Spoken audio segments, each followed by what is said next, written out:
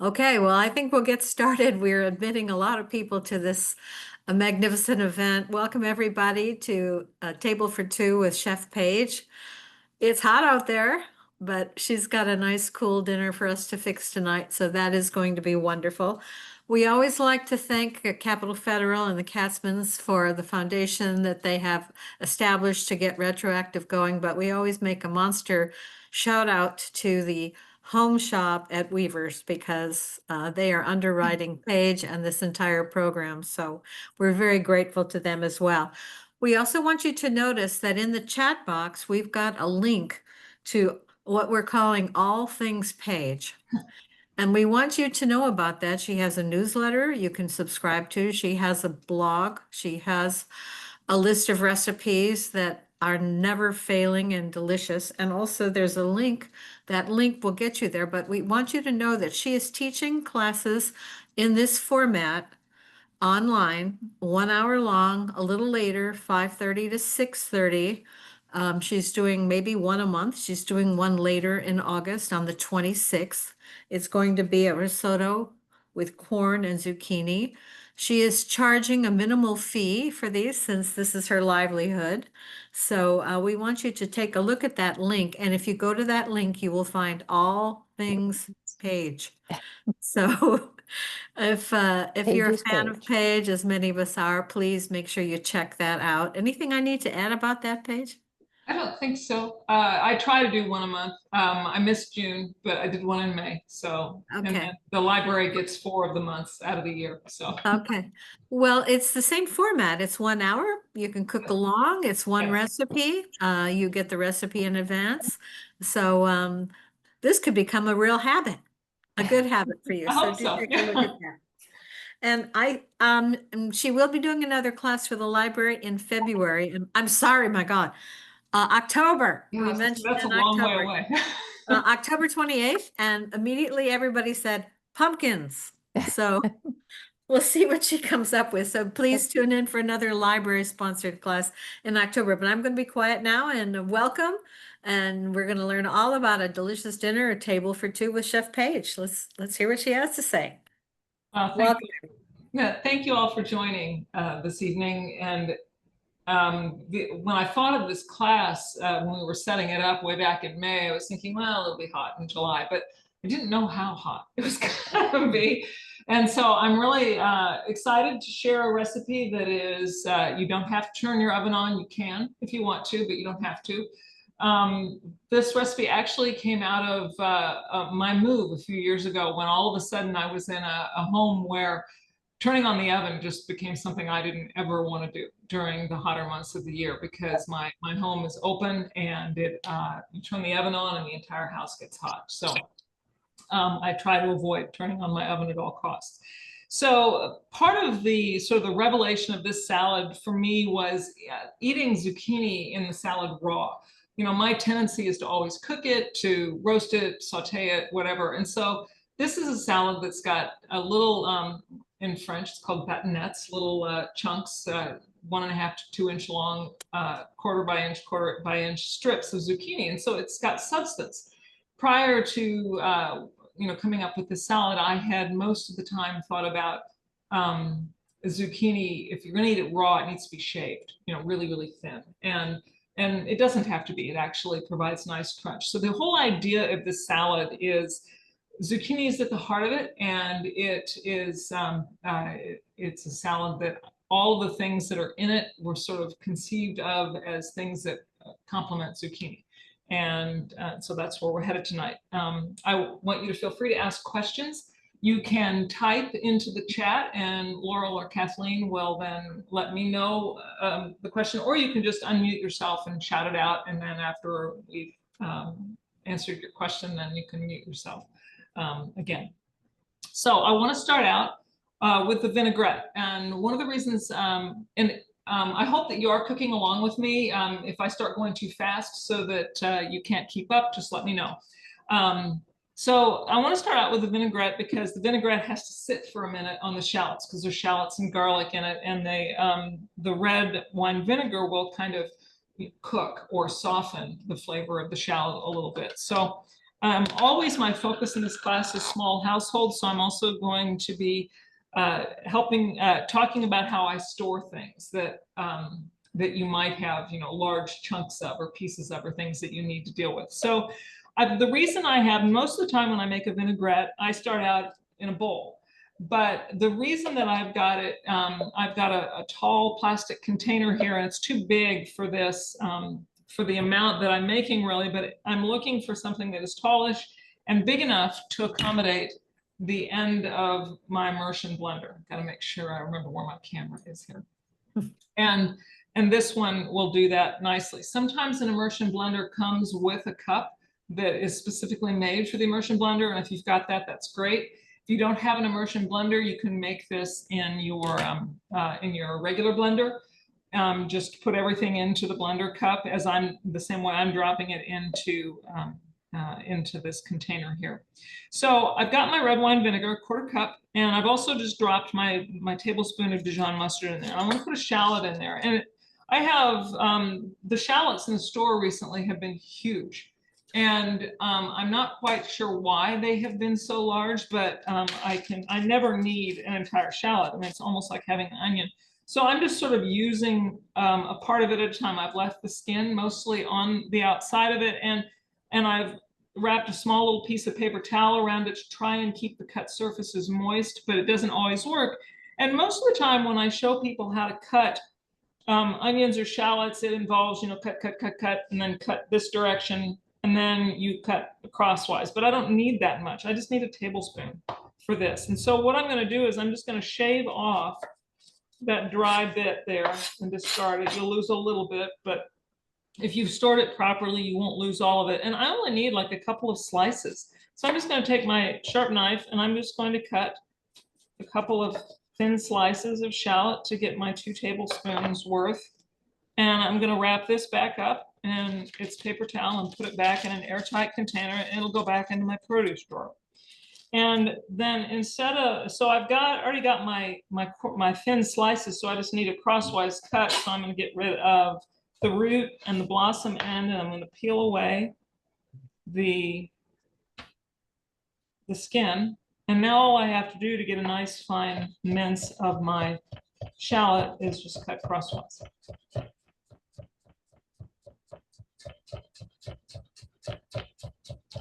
And that'll be about a tablespoon. Maybe a little bit more, but that's okay. And it doesn't matter if this is not a perfect dice because I'm going to be pureeing it, but I think it's always good practice to try and get a nice dice when you're working. But if you are whisking this in a bowl, if you don't have a blender or an immersion blender or a blender that an upright blender, then you would need to whisk this in a bowl, and you would then want your shallots and your garlic to be cut properly. So I wanted to show you how you can also store garlic. I did a large dinner recently, and I had just peeled a whole bunch of garlic. And but if you're a person that doesn't like to peel garlic, just a little bit for a meal or something, you can peel a whole head and drop it all of it into a jar, and it will keep for a couple of weeks. I don't know how much garlic you go through, but then when a recipe calls for something, you can then choose the amount that you want fairly easily. And just close that back up, and we'll put both of those back in the fridge. And you could put the garlic in, you could run it through a microplaner. I'm just going to quickly give it a chop and drop it in there again, because I am I'm going to be pureeing it with my immersion blender. I'm not worried about getting bits of garlic. If I were worried about getting bits of garlic, you could use a garlic press. You could smash it against your cutting board with a pinch of salt, or you could run it through the microplaner to get a nice fine dice. And then I want to, if I can find what I did with it, there we go. I want to put in some salt, and I'm just going to leave this to sit for a few minutes while I work on other things, and we'll come back to the vinaigrette. But this is going to allow the shallots to soften, and so that they won't have that harsh bite when they go into the vinaigrette. And then the other piece of the vinaigrette is it's going to get some minced parsley. And again, I've washed my parsley and I store it in a damp towel in a Ziploc in my produce bin. And that way I always have parsley ready to pick and use. So again, we only want a tablespoon for this. And I was thinking as I was looking at this recipe, this is a really great all-purpose salad dressing. It's good on leafy greens. It's great on chunky vegetables. It's nice and tangy. And so it stands up well to a lot of the things that you might want to put it on. But if you, as I was looking at it, I realized it's very similar to what I would put on an Italian chopped salad, you know, something with chickpeas and tomatoes and romaine dressing. If you want to alter this dressing for that, you could make a note in your recipe. You would omit the shallot and the mustard and double the garlic, and then get rid of the parsley, and then add a 1/4 cup of mayonnaise. It's going to give a nice creamy aspect to it. And then at the end, add a teaspoon of dried oregano, and that'll give you a really great Italian dressing. This is a very kind of Frenchy French vinaigrette. So anyway, minced. There's a quick question here. Do you store the already peeled garlic at room temp? But I think I saw you slip it in your fridge. Put it in the jar in the refrigerator, yes. Anytime that you have kind of removed the nature's natural covering of something, in all likelihood, it needs to be refrigerated. You know, as I'm drifting off to sleep tonight, I'll probably come up with an exception to that rule. But off the top of my head, I would say that you want to make sure anytime you have cut into something, you want to put it in the refrigerator.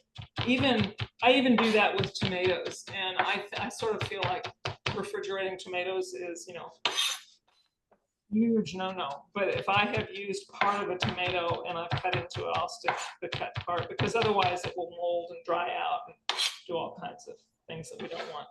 So now here's another question. Do you have to keep the paper towel moist in storing the parsley? You want to, anytime you're storing greens or herbs with a paper towel like that, you want to dampen it the first time and wring it out. You don't want it sopping. You just want it to create a little bit of humidity, and then put it in the bag. And when you seal the bag, it's going to hold the moisture, because as the greens and the herbs decay, they're releasing moisture anyway. And it's more likely the towel will get wetter than you want, and you'll either have to replace it with a slightly damp towel, or you'll have to wring it out at some point. So I'm not going to put the parsley in here because I don't want to puree the parsley into the vinaigrette. And I'm just going to leave that setting aside.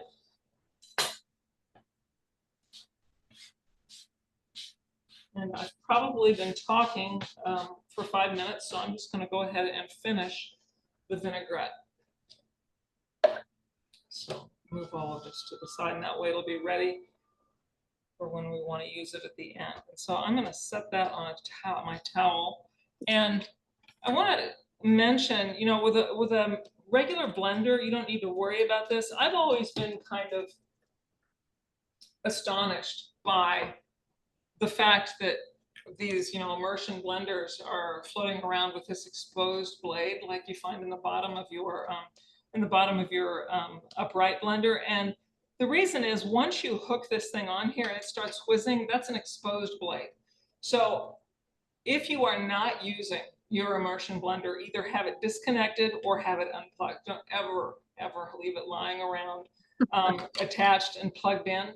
And always be conscious of what you're doing with it, so that you don't cut yourself or somebody doesn't pick it up and cut themselves, because there's no lock, there's no nothing. You turn it on and it whizzes. So I'm going to make an emulsion here. So if you're whisking this in a bowl, you need to use a whisk to slowly whisk in the oil, but you can go much faster here. So the first thing I want to accomplish is I want to disperse the mustard, and I want to puree the shallots and the garlic. So and as soon as that looks fairly smooth, I'm going to start drizzling in the oil. And I've got a mixture of half olive oil and half canola oil. And the reason for that, you could make it with all olive oil if you wanted to. Why my machine is. You can make it with all olive oil if you wanted to, but I like to use half canola oil because canola oil is liquid in the refrigerator and olive oil is solid. And if you make it with all olive oil, your vinaigrette will solidify in the refrigerator. If you make it with half canola oil, it'll stay nice and fluid. And it will thicken.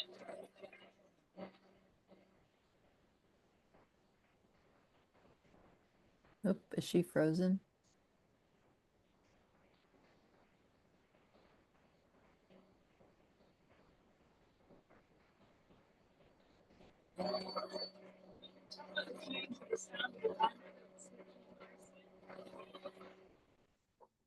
Hey, Paige? Yes? Yeah, you were kind of cutting out there. Oh. That's interesting. I wonder why. Okay. Yeah, I don't know. While the blender was on. Yeah, it was only when the blender was on. Maybe that it's interfering with the internet connection. Who knows? Okay. So. But that's all right. We had Yeah. fun watching it emulse. That's So right. did everybody hear that I was using half canola oil and half Yeah. olive oil, and why? Okay. Yeah. I heard you were doing it, but I didn't hear why. Okay, Right. so I did, the reason that you do it is because canola oil is liquid at, liquid in the refrigerator, and olive oil is, it becomes cloudy and very thick and almost solid.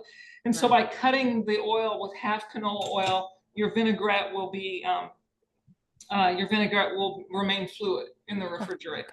Okay. Okay. And then since this is such a huge container, I don't want to leave it in there. And I love these Bon Maman jars. They're great for storing all kinds of things. I like glass for sure. I'm going to go ahead and add the parsley. And if you were making the Italian version of this and you were putting the dried oregano in, you would add it here. If you want to check for seasoning, I'll do that when it's at a point where I can reach it in my other jar here. The question here is how much oil total went in there? 3/4 of a cup. 3/4 of a cup. Yeah, so it should have been 1/4 cup of vinegar, a tablespoon of Dijon, and 3/4 cup of oil. And it's important to note that that falls with mostly, it's a little bit tangier than the standard French ratio of 3 parts neutral to 1 part acid, because the Dijon is acidic, and so that's going to increase the acidity of it. And that's really good for this because the zucchini in its raw state needs more acidity.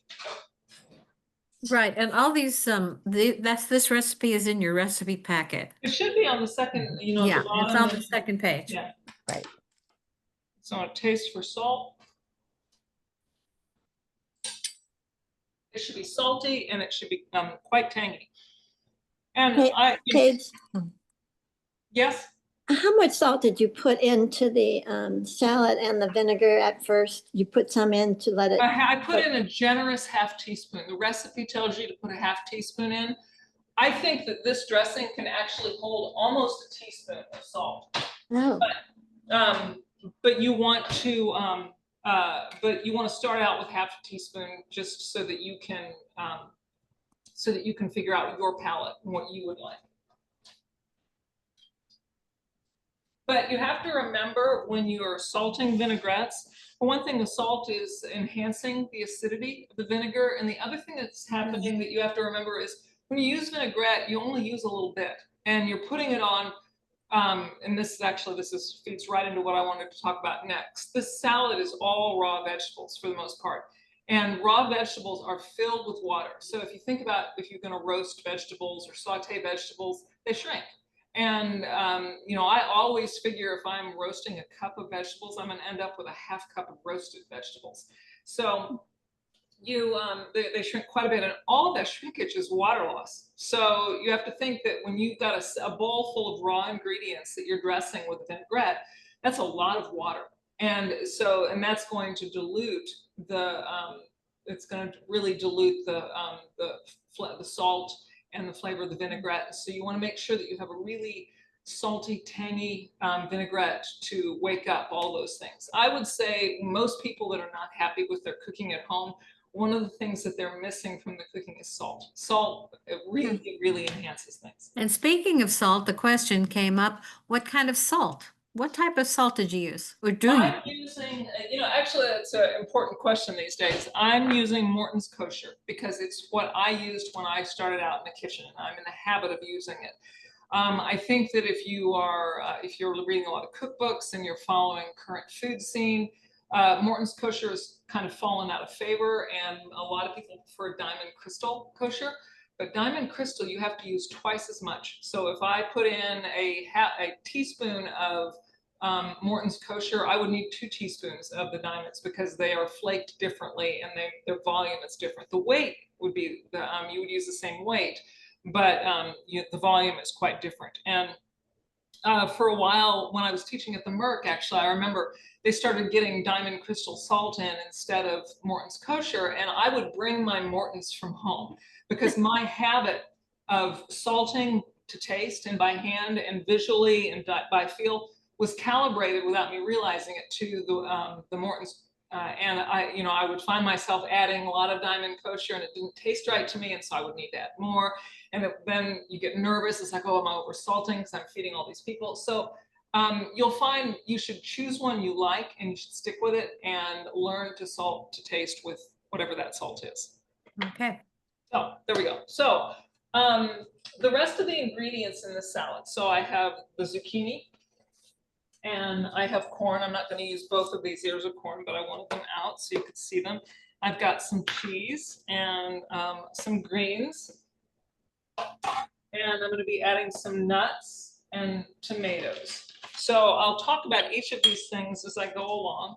So the zucchini is the first thing, and like I said, the salad is centered around the zucchini. And this zucchini is from a local grower here. This is actually out of DeSoto, Thane Palmberg's farm. So if you're lucky enough to be in the Kansas City or the Lawrence area, and Kansas City are the markets that he comes into the Overland Park and the downtown market, and nobody else makes the effort to harvest these beautiful small zucchinis. And this one is not even particularly small by his standards. This one's about 4 ounces, and 4 or 5 ounces, I think. But I prize smaller zucchini, and the reason for that is that the flesh is still dense, it's fine grained, it is the seed cavity is underdeveloped, and so everything about it, whether you're cooking it, whether you're eating it raw, everything about it is better when it's small. If you buy it at the grocery store, this would be a very small zucchini. Almost all zucchinis in the grocery store are at least 7 ounces, sometimes so 3/4 of a pound or a pound. It's fine if you use them for the salad in that size, but if you can get small zucchini, by all means, I think that you should get small zucchini. So normally when I'm going to cut up a zucchini, I top it and tail it first, but I'm not going to need all of this because I'm just making salad for myself, and this is salad for one, and I only need about half of this. And so I'm going to leave one end intact, and when I put this back in the refrigerator in its little bag, whatever I did with this little bag, I must have thrown it away. I'm going to, put a paper towel over the end where I've cut it. So, and then I'm going to take off the stem end. And then I want to cut this into batonettes. And so there's a couple of different ways that you can do that. You can cut it into lengths and then slices, or if you happen to have such a large zucchini that you're going to get the volume you need from just one short little chunk, you can cut slices and then cut those slices crosswise to get the same effect of what I'm going to get. So I'm going to cut 1/4 inch slices here. And then I'll cut these 1/4 inch slices into 1/4 inch sticks. And that will be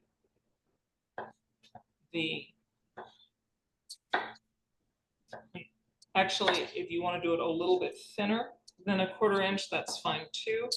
But always, this is kind of the classic method of cutting batonettes or sticks. You do all of one motion first. So if you were in a restaurant kitchen and you were, for small households, you don't have to think about this. But instead of cutting one zucchini and then moving on to the next one and cutting the next zucchini, you would top and tail all of your zucchinis. You would cut all of the little cylinder chunks, and then you would go back and cut all of the slices. So you do all of one motion at one time, and that speeds up your time in the kitchen quite a bit. And now I'm just going to cut my little sticks of the zucchini.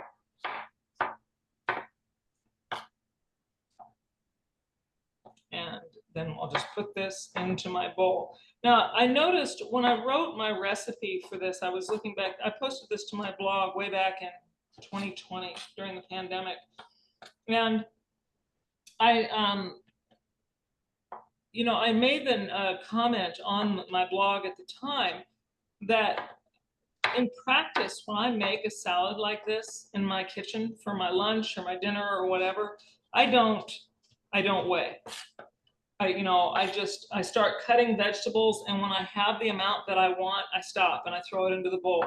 And the way that this recipe came about is when I knew that I was writing a blog post, and so I set a bowl on my scale and I cut things up, and as I threw them into the scale, I made note of what it was that that I was adding to the scale so that I would get the right amount to pass on, to give you a guideline. But I always feel like salads of this type, more than anything else, these should be sort of just exuberant celebrations of what you want to eat and thinking about what will go with them and how it will taste. So I've got my zucchini in the bowl and it's ready to go. And then I want to talk a little bit about the corn. This salad actually was inspired by a salad that I think it was in the New York Times that had nothing but zucchini, and then it had kind of garnishes. I think it had chopped almonds, it had capers, had shaved pecorino cheese. And it was sort of an all-out celebration of zucchini. And in the summertime, I love zucchini, and I've actually made it that way. And you should feel free to make it that way too, with nothing but zucchini. But I love corn and tomatoes with zucchini, and I like the idea of the interaction of all those flavors. So for years, one of my favorite ways to eat corn in the summertime has been roasting it. So this year, it's not an old dried up ear of corn. It was the same batch as this one this morning. But before the house started to get hot today, I got up and I turned the oven on because I wanted you to see a roast ear of corn. 375 degrees for 15 to 20 minutes. You throw it directly on the rack and you'll smell it. You'll smell it begin to char a little bit. That's fine. And even with the silks, it does not catch fire in the oven. And one of the things that I think, I'll mention now, in the summertime when I'm using my oven, I try to gang up what I'm doing in the oven. So this morning while I had this on, it's like, oh, every time I make pasta almost, I want pine nuts, and I don't want to turn my oven on to toast a few pine nuts. So I threw a pan of pine nuts into the oven, and they're in my refrigerator now, staying there. But I like walnuts in this salad, and so I threw a pan of walnuts into the oven to toast at the same time. And I like pecans in my coffee cakes, so I threw a pan of pecans. So I toasted all kinds of nuts this morning while I was roasting my little ear of corn. So one of the benefits of roasting corn is how easily the silks come away. Because the silks are now attached to the inside of the husks, and so you don't have you're gonna have to pick a few off, but it's not nearly the work that of getting all those silks off. And so and to answer your question, if you're getting nice, beautiful, organic, unsprayed corn, frequently you'll roast a worm right along with the ear of corn. And when that happens, you just, flip it into the trash and cut off the end of the corn where he's been. No big deal. And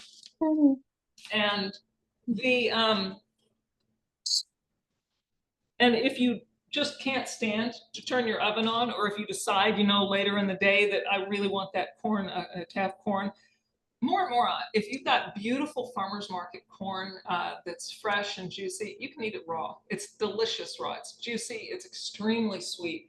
And I have made this salad many times with raw corn. So I'm going to go ahead and put my corn back in the fridge. I'm not going to need it. I've got the roasted corn. There's a quick question. Someone asked, did you oil the nuts to roast them? No, good question. you roast them dry, unless actually I'm going to show you at the end of class, if we have time, how to toast some seeds in a saute pan. And then I like to add a little oil to that. But in the oven, I just do it dry. But I definitely like to oil them before I put them on the salad, because oiling them adds flavor. It adds a little bit of salt. I add a little bit of salt, so it's a nice addition. If you know that you're going to be using all of the nuts that you toast for a savory use, like salads and things, and you're not going to be putting something in a coffee cake, for example, then while they're still warm, drizzle a little bit of oil over them and crumble them up and put a little bit of salt on them. And that's because they'll absorb it better then. And then just store them. You can store them in the refrigerator if you want to, but I go through enough nuts, and I toasted 2 cups of walnuts this morning, and I just keep these in an airtight container at room temperature, but you can put them in your refrigerator or the freezer if you're worried about them becoming rancid.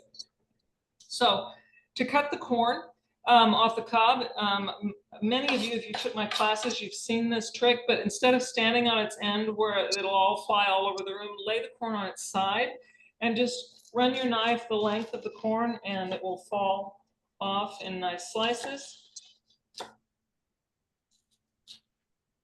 And just rotate it and keep cutting. And if you want, there's all kinds of deliciousness usually, particularly if you cut this when it's still slightly warm, you'll find this. I always like to go back over the cob and get all of the rest of the corn out, particularly if I'm making a pasta or a soup or something that has corn in it. And I don't really care about the appearance, but you can see there's all that extra goodness that came out of there. And then I'm just going to add about a half cup of corn to my salad, which a cup of corn weighs about 5 ounces or 150 grams. But again, mostly you're just kind of adding to look and to see what it looks like in conjunction with everything else. And then I have a little container. I had roasted 2 ears this morning. I had some roasted corn for my lunch today. So I'm going to just add this to my container with the roasted corn. And this will keep in the refrigerator for about a week, so that if you want to add it to other salads, to pastas,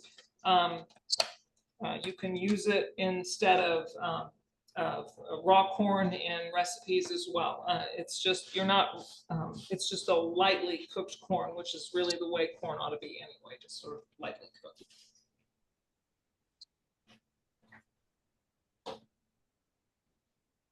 And then the cherry tomatoes, and these cherry tomatoes are beautiful, but if you don't have cherry tomatoes and you have an abundance of vine ripes, a great way to do this salad would be to cut big fat slices of your vine ripes, or to cut wedges and fan those on the plate and season them and drizzle them with the vinaigrette, and then make salad without the tomatoes in it and pile the salad on top of the sliced tomatoes.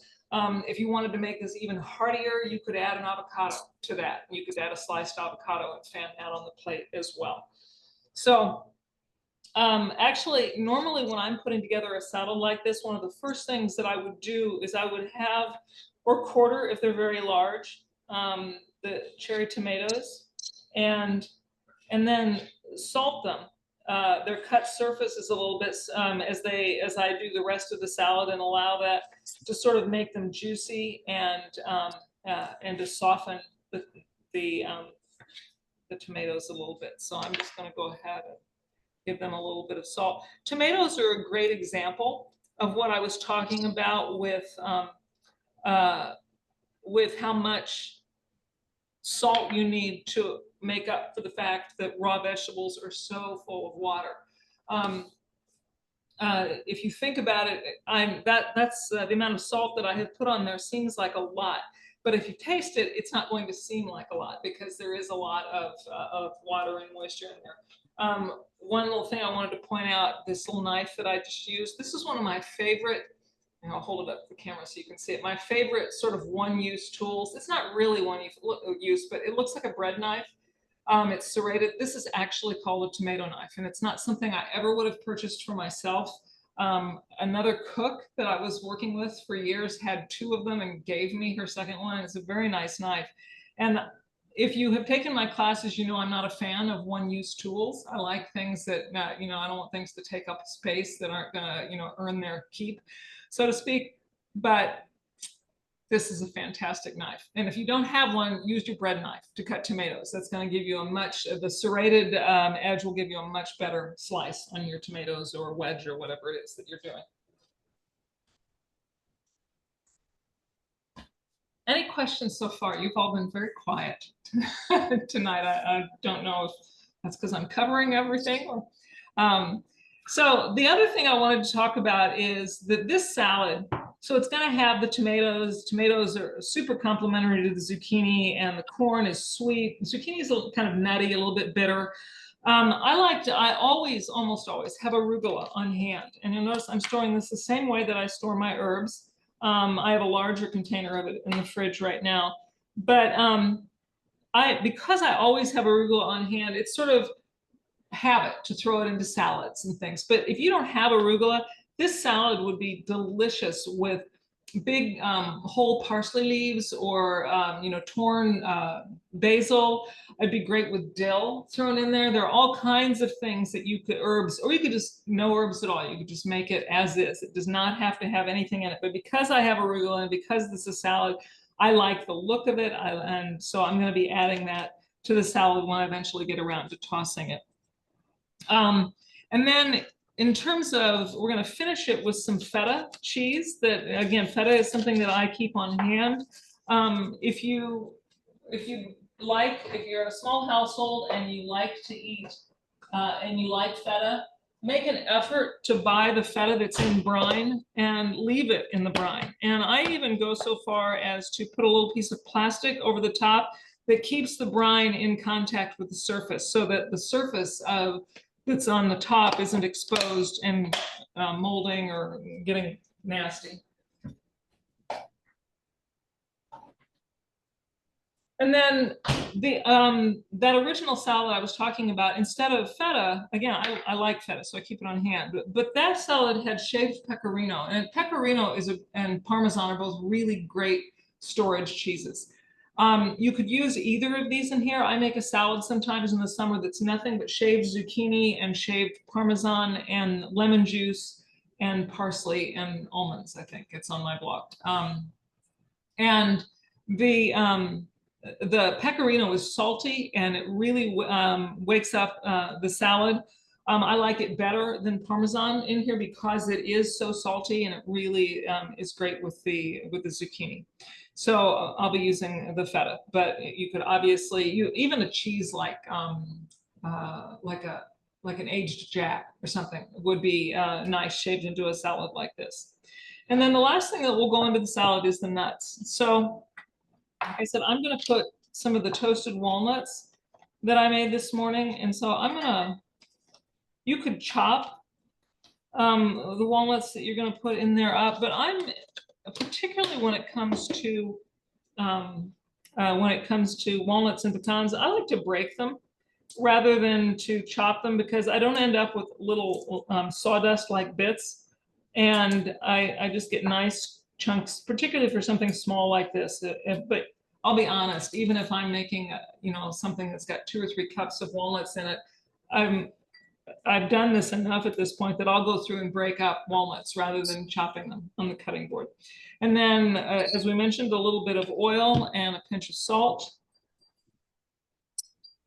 Years ago, when I was cooking for a client where I would go in once a week or every other week, I can't remember now, and stock her refrigerator and her freezer with prepared foods, I had made some kind of a salad, and I had all the ingredients packaged, and I had done a big container of the walnuts with salt and olive oil on them.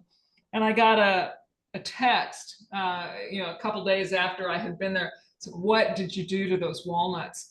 They never made it to the salad. They're gone. And so I don't ever make a huge container of nuts that has lots of salt and olive oil on it, because I'll eat it too. I'll just, it makes a great snack that way. So actually, if you want to have that around for a snack, that's a good trick.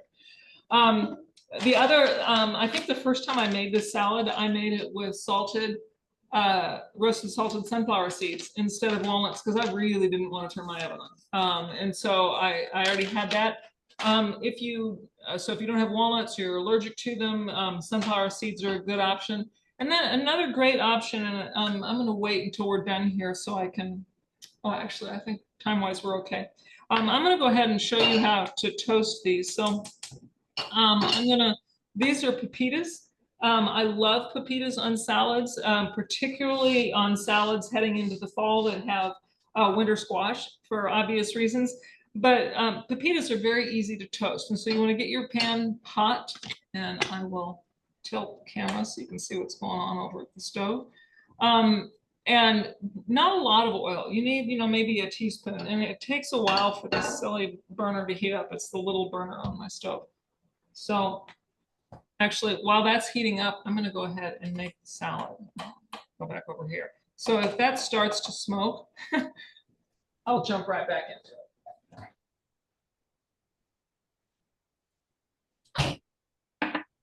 So I'm just going to start putting all of my ingredients together. I've got my tomatoes. And you can dress this salad, and take it on a picnic. If you want to, I would leave the lettuce out actually if I were taking it on a picnic. But you can dress that with all of the ingredients except for the greens ahead of time and take it someplace with you.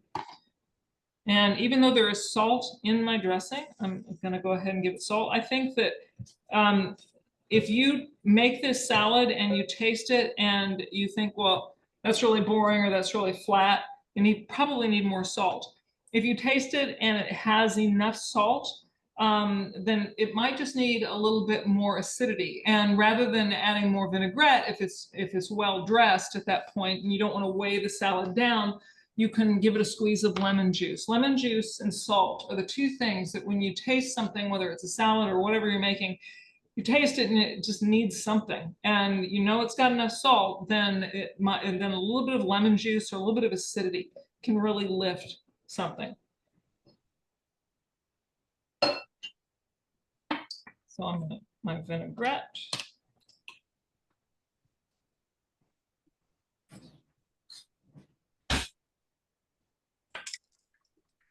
And you can crumble the feta into the salad and toss it in, or you can crumble it on top, whatever you want to do. I think I'm actually going to just put everything into the bowl so that you can see what it looks like if you do it that way. Crumble in. So you would smell my olive oil. Tilt there.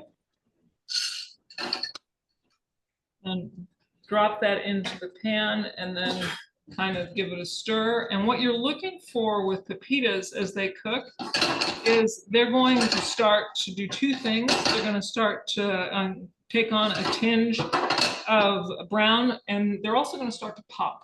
And so when they pop, that's sort of a signal that it's time to deal with them. So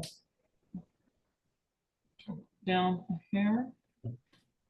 Toss in that. I'm going to hold back a few of the nuts to go over the top. I always normally I would have held back a little bit of the cheese as well. I just toss that all together. And then give it a taste before it goes on the plate to see if it should be nice and tangy and salty and really lively.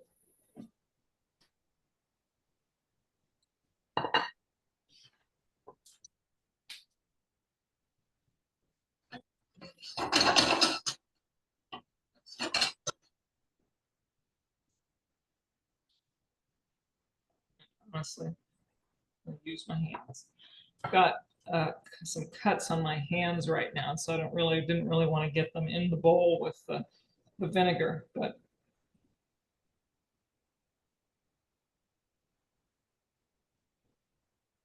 always kind of mounding up rather than spreading out just because it's pretty. And I think that we want our food to be pretty.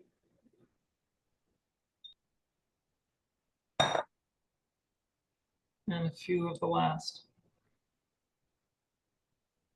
walnuts over the top.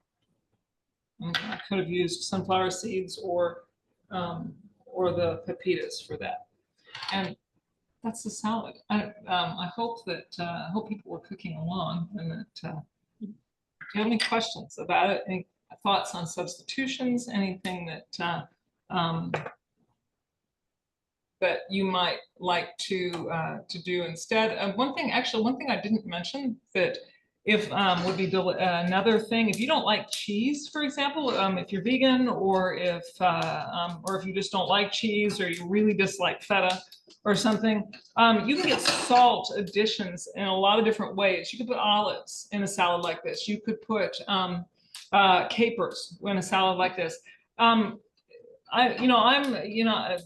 This again, I could probably think of ways that later that I won't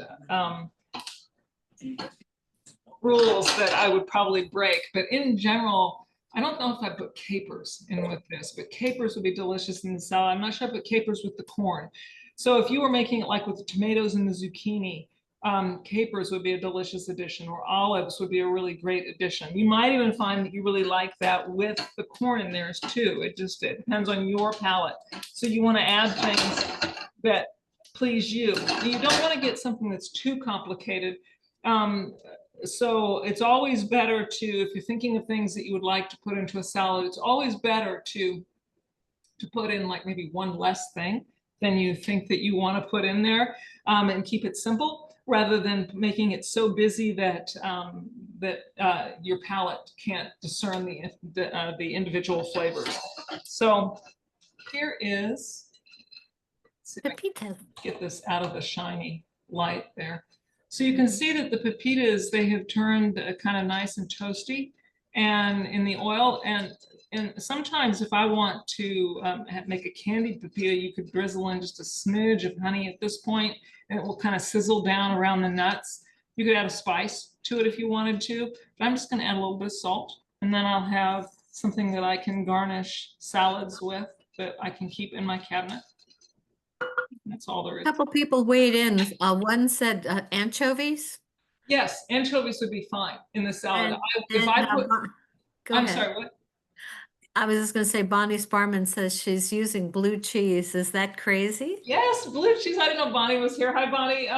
Blue cheese would be great in the salad. And instead of the feta, that would give you the salt that you're looking for. I think that would be fantastic in the salad. Good idea. I don't keep blue cheese on hand. Otherwise, I like that a lot. Someone else mentioned they're cooking along. The dish is looks and tastes like summer. Thank you so much. Oh, good. I'm so glad to hear that. Yeah. Are there any other questions or any other ideas about additions? Okay, I'll watch the box. People can, speak up too.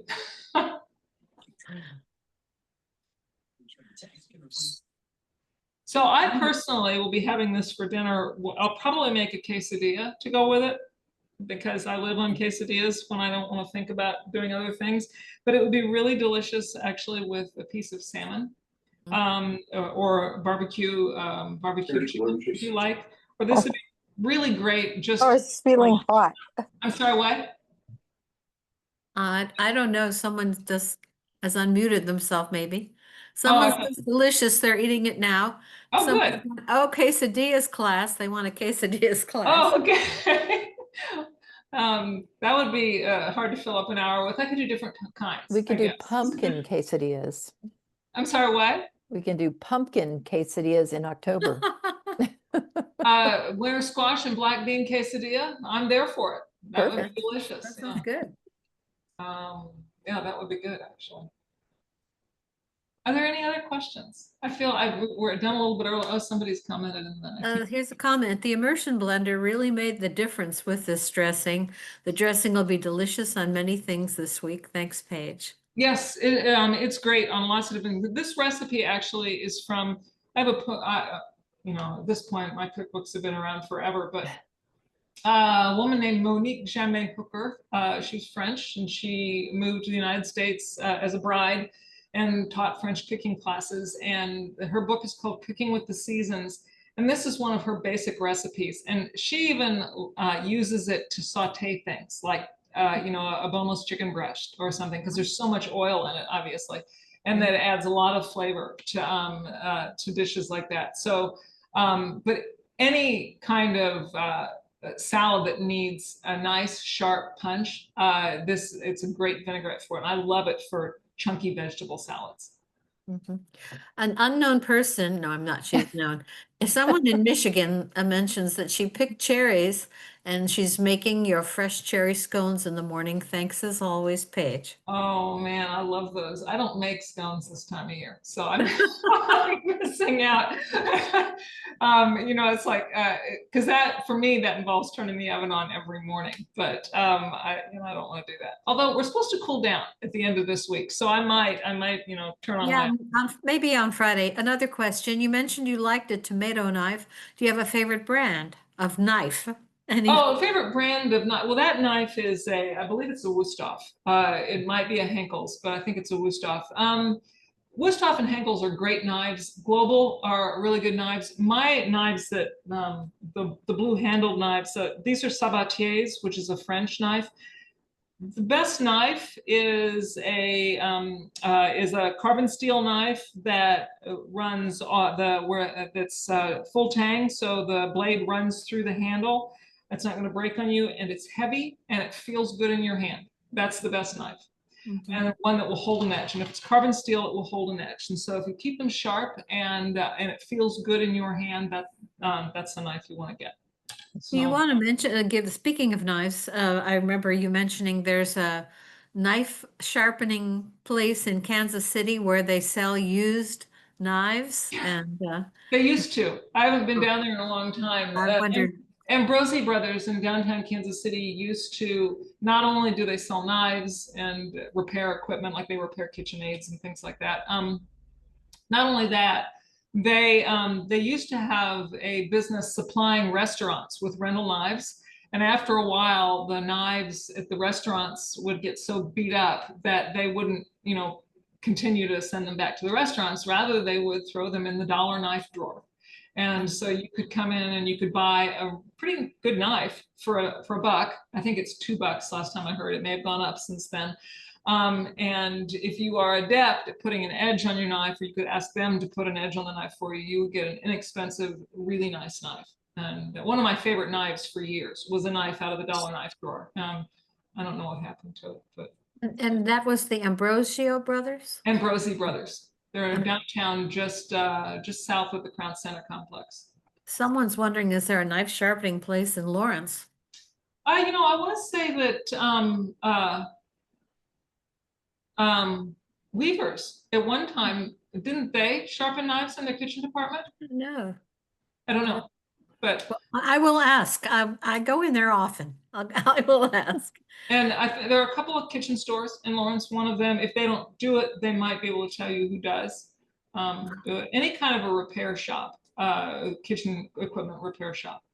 I'm such an old lady. I remember a man who used to push a cart in the neighborhood, and all the housewives would come out and he'd sharpen their knives. That is almost a magical memory. And I've got to say, this is rather mundane, but I believe I was at Westlakes the other day and there was a sign, "We sharpen knives." Yes. So You want to make sure that you're handing your expensive knife to somebody who looks like they've done it before. You might right. want to talk to them a little bit first. But Yeah, that's got some more. Someone says Hy-Vee used to sharpen them for free, and a couple of addresses, cutlery.comlery.com and absolutelery.com. Maybe those are places. Cutlery.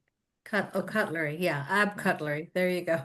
Weavers used to once a year have somebody from Wusthof come in, and he would be there and you could bring your knives in and he would sharpen them. But I don't know that they do that anymore. who did I that? am going to call them up. Weavers. Oh, okay. That may be what I'm thinking of. All right, they're on my radar. And here's someone who asks for a bread recommendation to go with that salad. Oh, actually, this is pretty much any good bread. you know, so, you know, in Lawrence, something nice from Wheatfields, sliced and toasted. I wouldn't put anything like an olive bread would be really nice with this, or an herb bread of some kind, or a baguette would be fantastic. I actually have baguettes in my freezer. No, I don't want to bother thawing them right now, but a baguette, toasted baguette with lots of butter would be great with this. There is nothing on here that is sort of smear-like. If I had made a salad that like had some labna or hummus or something on the plate, I would use a flatbread with it. But my flatbread is going to have cheese in the middle and it's going to be fried. But any kind of any really nice hearty artisanal bread toasted would be good with this. If you make rolls, there's a recipe on my blog for seeded multi-grain seeded rolls would be fantastic with this. Mhm. That involves turning on the oven though, so you have to make them last spring, so you'll have them in your freezer now. Yeah, maybe. Well, everyone is saying it was wonderful. Thank you so much. And it's been wonderful to have yet another wonderful lesson. We look forward. Someone wants to post a link to the blog. All things page are at the very beginning of the chat. So I think so. I think that in the, I didn't think about my blog. The newsletter has a link there. I think at the top, there's a menu and it should say blog, and you should be able to get to my blog that way. But if not, it's forloveofthetable.com. okay, loveofthetable.com. For loveofthetable.com. Yes. And then I'll hold this up so you can see it up close. I wish I had a fork. Thank you so much, Paige. It was wonderful. For love of the table. Kathleen just put it in the chat for loveofthetable1word.com. Yes. And great seeing you. Thank you. Oh my goodness, hearts are flying. Well, thank you all, and I hope that all of you stay cool and enjoy the rest of your evening. And I'll look forward to maybe seeing you in my class in a month on risotto, but hopefully Yes, in risotto. 3 months back for squash and whatever we decide to do with it here through the library. Okay. We will keep you all posted. Thanks for being here tonight. Everybody stay cool. Well, you know you already are. Thank you. And, Thank you all for coming. It was been great Yeah. to be with you. Yeah, don't forget to check out the risotto class that she's doing on August 26th. Yes. So same idea, cook along. Okay, thank you and- everyone for being here tonight. And the And, recording will be on the library website for you, so you can yes. relive it and follow along. Okay, thanks for being here, everyone. Good night. Thank you. Good night, everybody. Thank you.